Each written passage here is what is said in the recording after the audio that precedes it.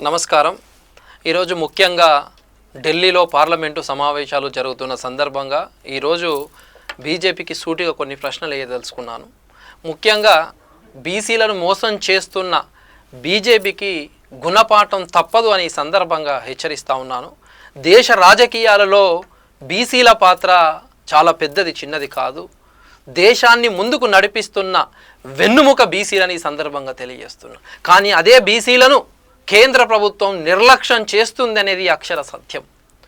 బీసీలు సామాజిక న్యాయం కోసం, సమానత్వం కోసం, రిజర్వేషన్ల కోసం, ఆత్మగౌరవం కోసం మేము చేస్తున్న ఉద్యమాలు చరిత్రలో నిలిచిపోయే ఉద్యమాలు.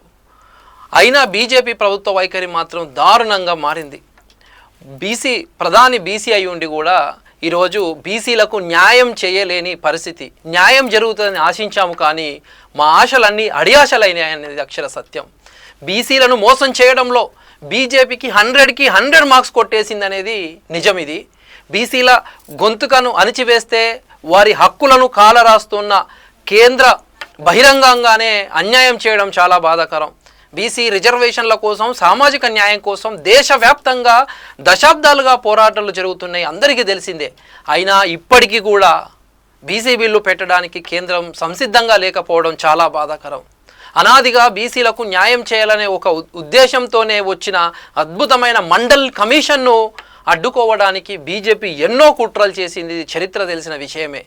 ఇది చరిత్ర మొత్తం చూసిన విషయమేనే. దేశ జనాభాలో 52% పైగా బీసీలే.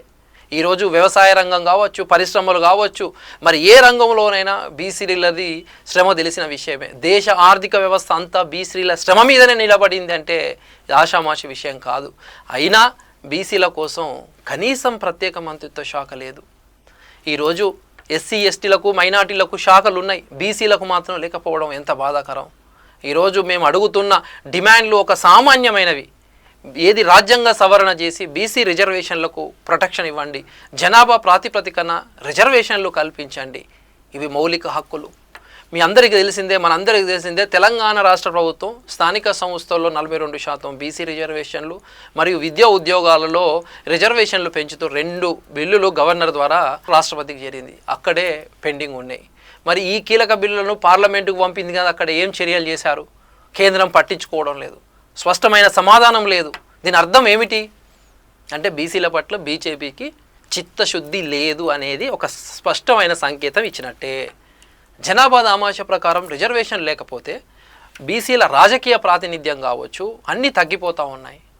క్యాబినెట్లో బీసీ మంత్రులు లేరు, ఎమ్మెల్యేలు సరిగ్గా లేరు, ఉద్యోగాలలో, విద్యలలో బీసీలకు అవకాశాలు లేవు, తగ్గుతూ వచ్చినాయి.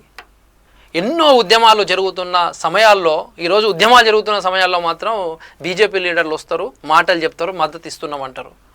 పార్లమెంట్లో మాత్రం నిశ్శబ్దంగా గప్చుపుగా కూర్చుంటారు. ఇదే బీజేపీ ద్వంద్వ వైఖరి.